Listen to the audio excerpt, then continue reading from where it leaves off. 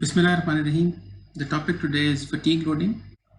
You are very familiar with fatigue by the usual method. And by the usual method, I mean you find the SUT values, then you calculate SE prime, that is simply 0.5 into SUT. Then you apply the modification factors, the mean factor, to get SE. That takes care of the strength part.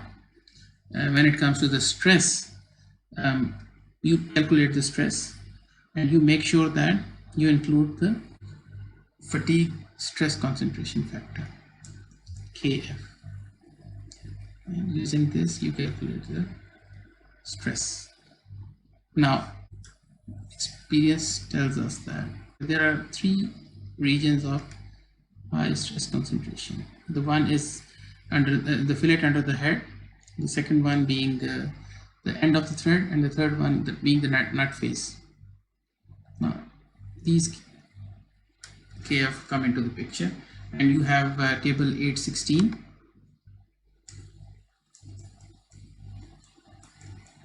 Where you can read the different KF values. Now, this is, let's call this method number one. This is very familiar for you, and there's nothing difficult about it. But there's another method, which is easier to use, quicker, and much more accurate.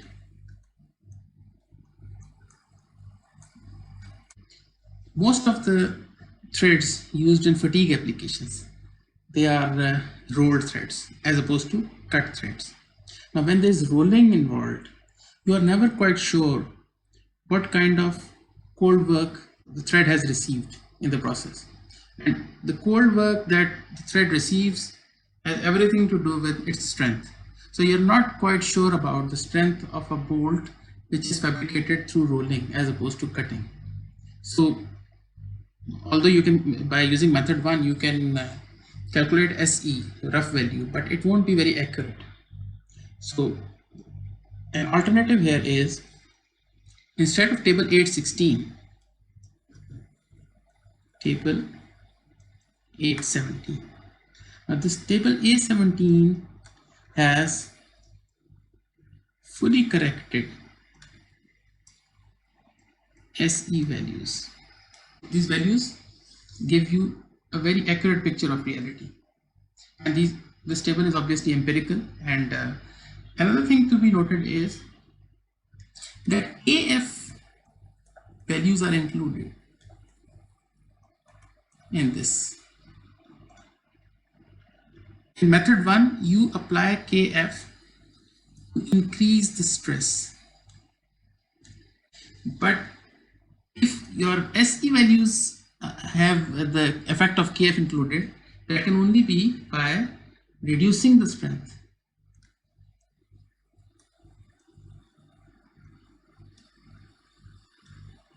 It's the same thing actually.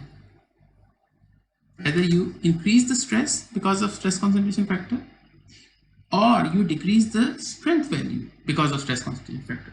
Net result is that if you are going to use table 817, as you'll be using a lot, then you don't need to worry about KF either. It has already been, the effect has already been included. So this makes this not only more accurate, but easier and quicker as well.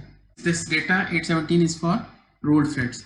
If your situation demands the use of cut thread, then you can always revert to method one above. So let's talk about some forces that are involved in fatigue. Recall the bolt force after the application of the applied loads, CP plus FI. FI is the reload and P is the applied load. Now in this case, we are talking about fatigue, so P is not a constant. It has a maximum value and a minimum value, and it is fluctuating. So there will be an FP max, which will be corresponding to P max. Fi will be the same. Fi is the initial tension, so that doesn't change. And then you have FB min that corresponds to P min. Now, if you have P, F max and F min values, then the next step, very familiar step, is FA.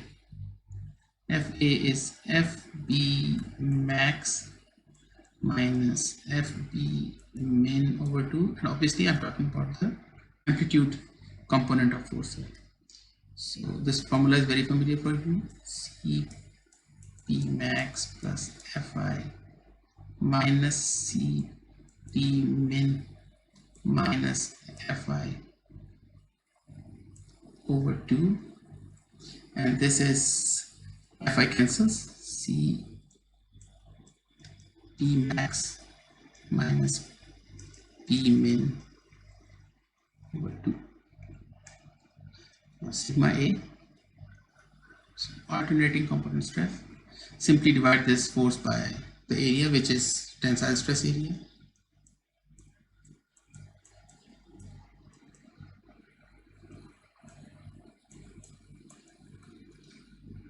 Now we come to Fm, the mean component, mid-range component. This is Fp max plus Fp min over 2,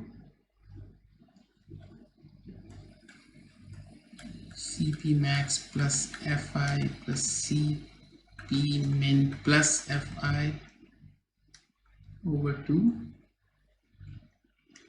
and this is Cp max plus P min over 2 plus Fi. This 2 gets cancelled.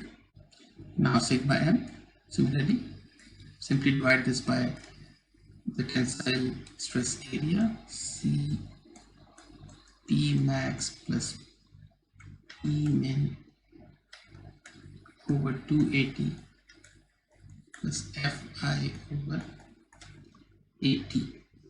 Now this is called sigma I, preload stress, or the static stress,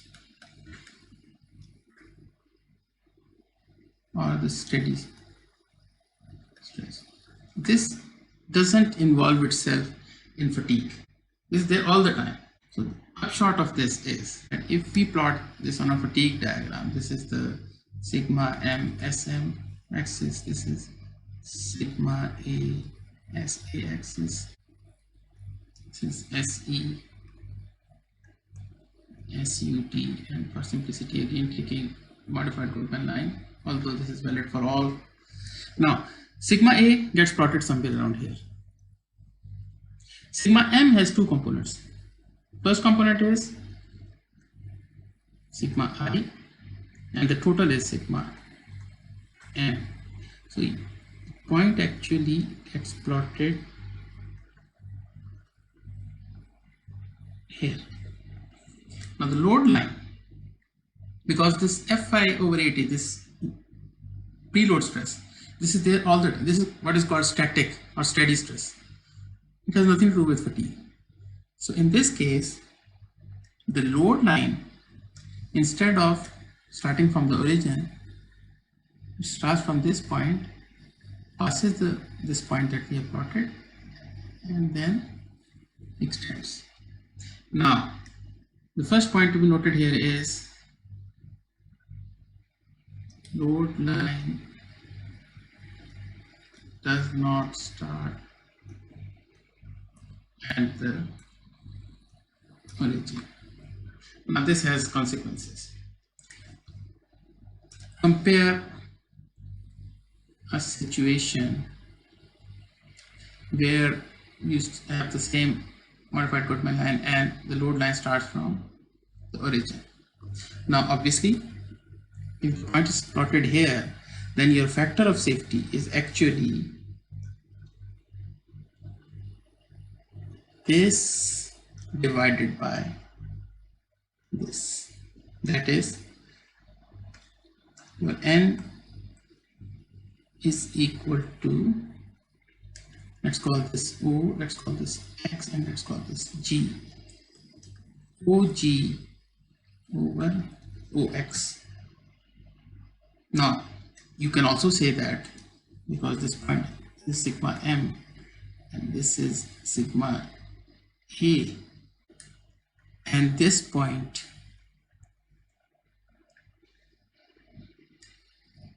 is SM, and this point is SA. So you can also write this as SA over sigma A or SM over sigma M. It doesn't matter. It's the same thing. Just consider similar triangles. It's the same thing. But in our case, where the load line does not start from the origin, if we take this point as SM, we take this point as SA, in this case N is again this length divided by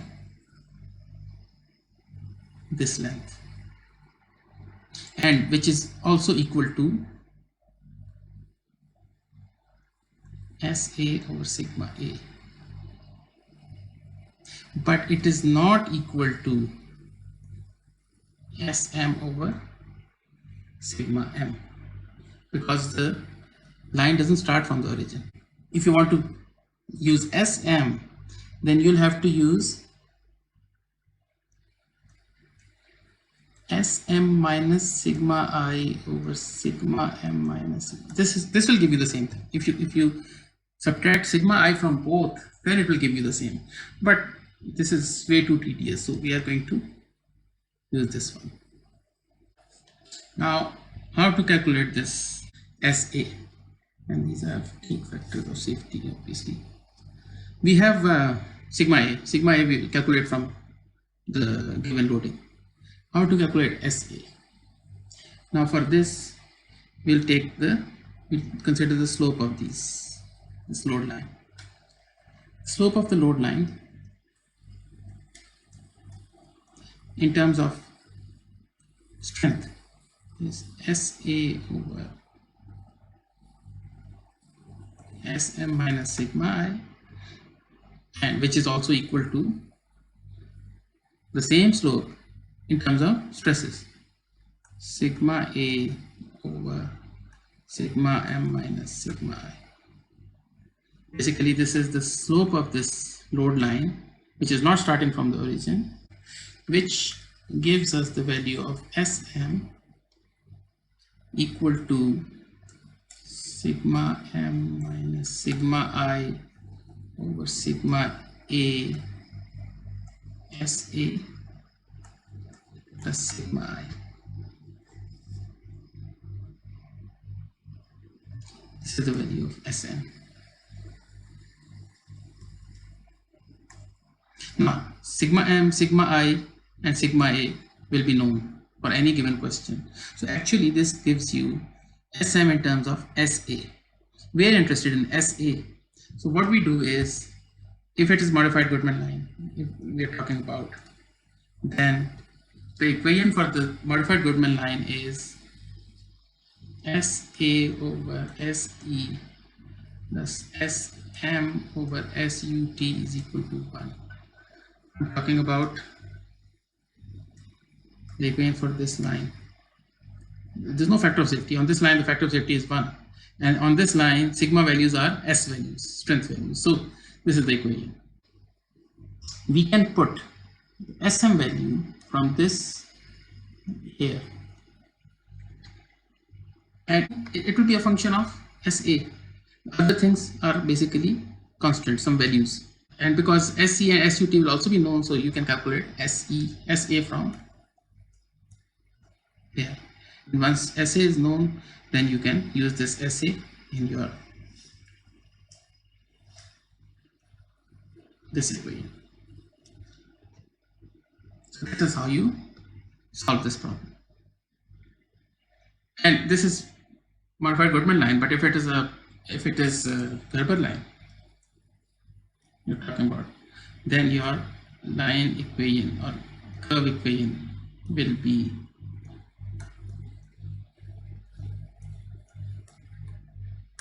you will be putting this here. In this case, you'll get a quadratic in SA, and you'll get two roots. Take the positive root, and that will be your SA. For ASME elliptic, the equation is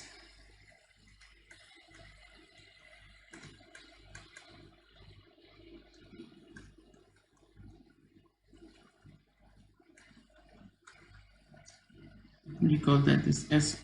You're more familiar with SY, but here for thread problems, we are always taking the proof strength instead of U strength. So again, this will give you a quadratic in SA. Take the positive root, calculate SA. Once SA is known, use this. Now this is the general equation. This is the general method of solving any problem of thread fatigue. But there is a special case of this kind of problem, and that needs to be seen because it occurs a lot. Let's consider that.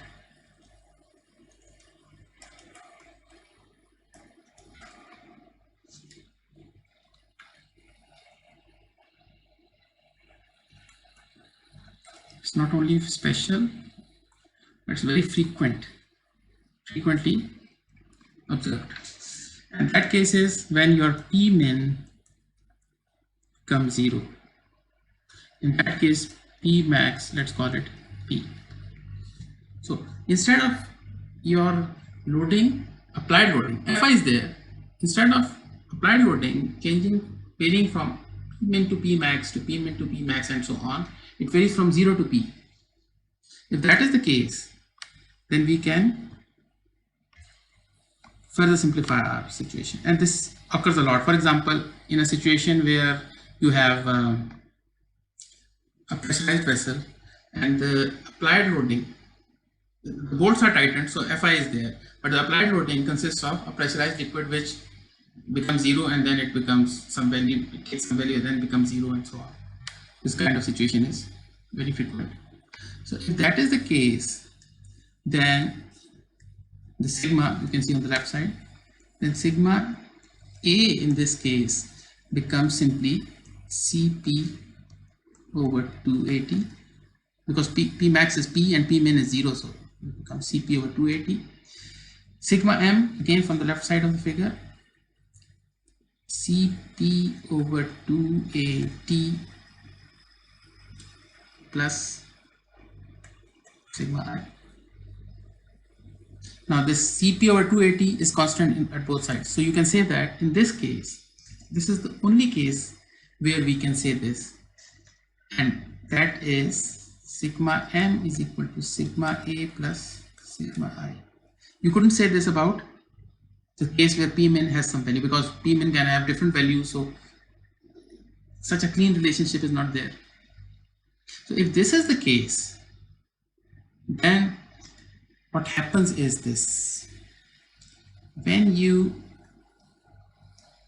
I'm going to contrast this situation with this diagram, not with this one.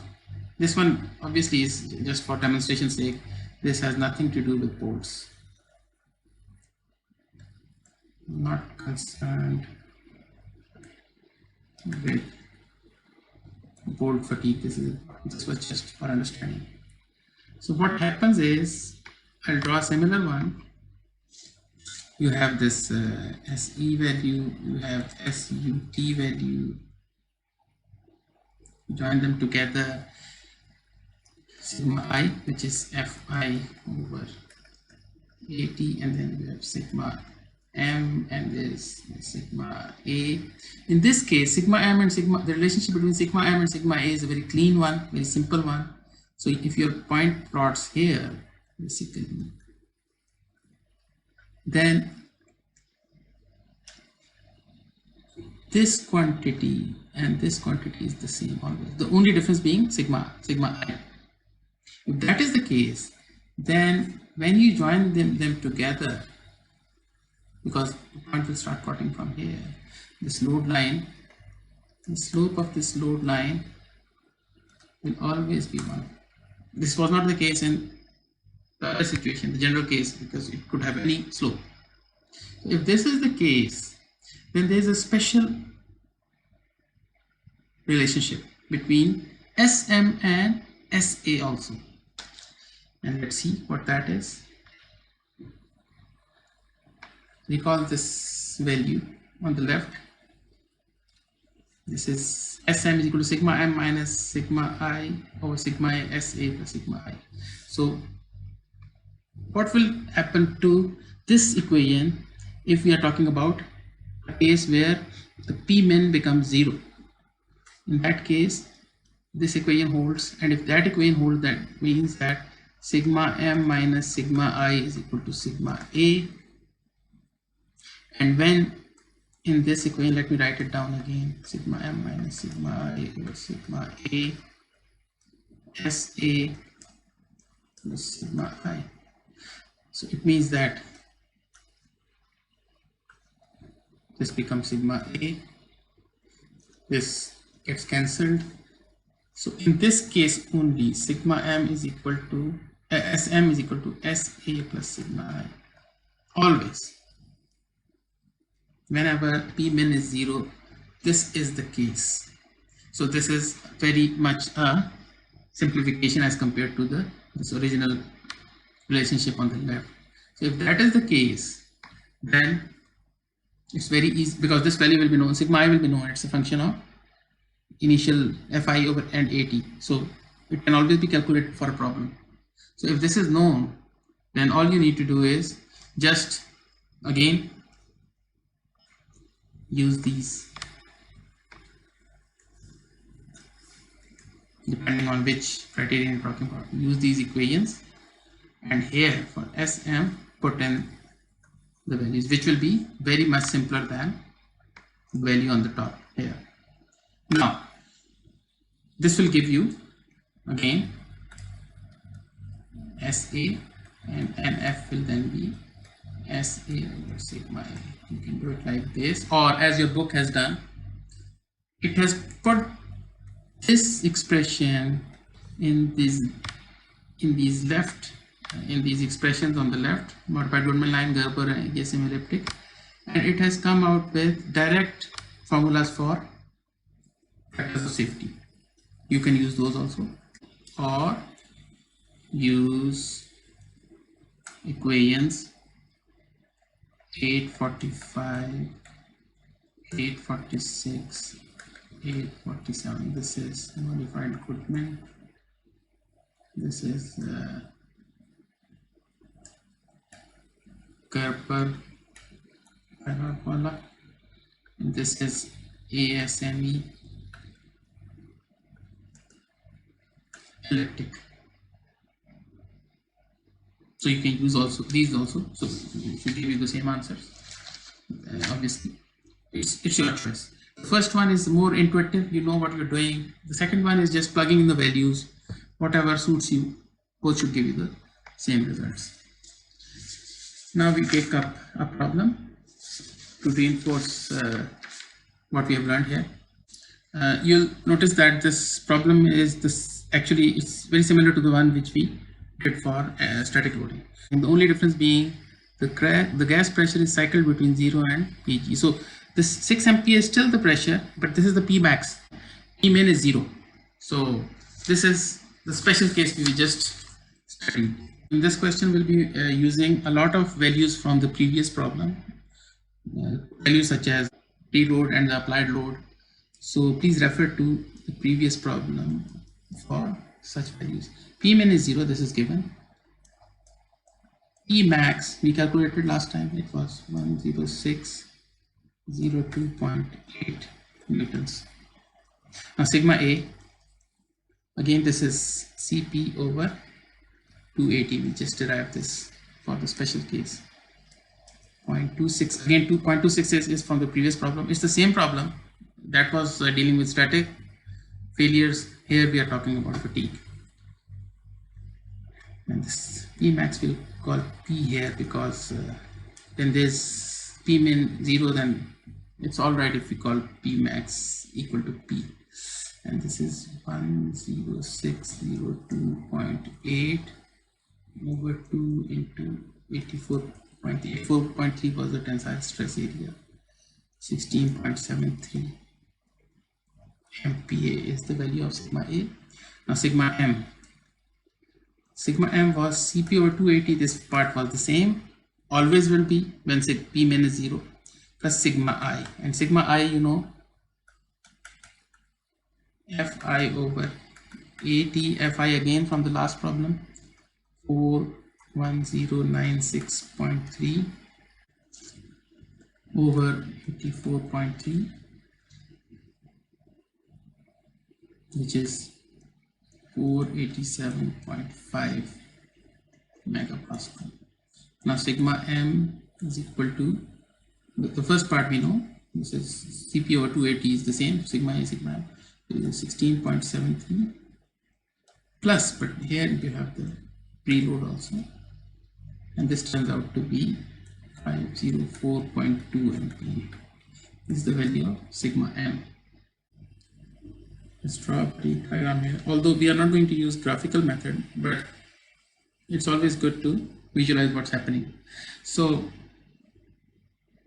we have SE here, SUT here, and if you're talking about the Goodman criterion,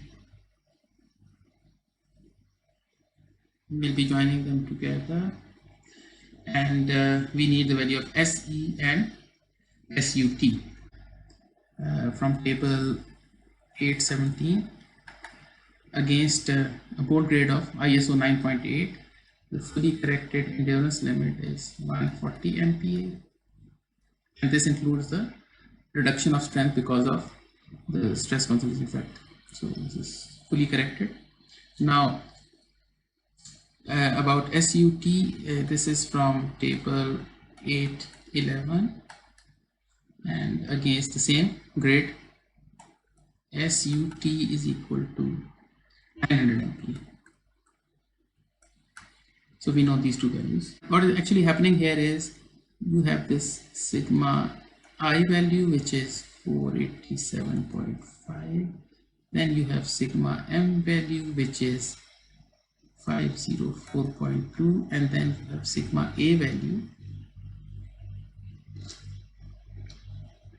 which is 16.73.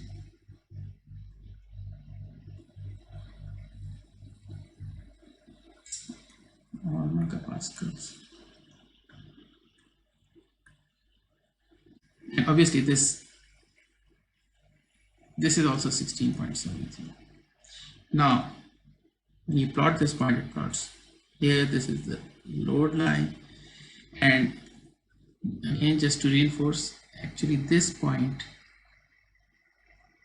gives you SA. This point gives you SM. So what we need to do is, obviously we are talking about the modified Goodman line here, so SA over SE plus SM over SUT is equal to 1. This is your equation. Now we want to find out ultimately SA, because that is used for the calculation of factor of safety. So SA over 140 plus, in case of SM, we can write in this case SM is equal to SA plus sigma I. It's always the case with minimum applied force 0. So just put in the value SA plus 487.5 over 900 is equal to 1, and this gives us the value of SA equal to 55.53 MPa, and all that remains is the calculation of fatigue factor of safety, and that is SA over sigma A. Recall, it is not SM over sigma M. So 55.53, sigma A was 16.73. This turns out to be 3.32. This is part A, modified Goodman. When it comes to the other two, obviously you can use your equation also, instead of doing like this in two steps. Part B and C also can be done with equations, but I'll just demonstrate how they are done using this procedure. Now, instead of the equation used earlier, now we'll be using for Gerber.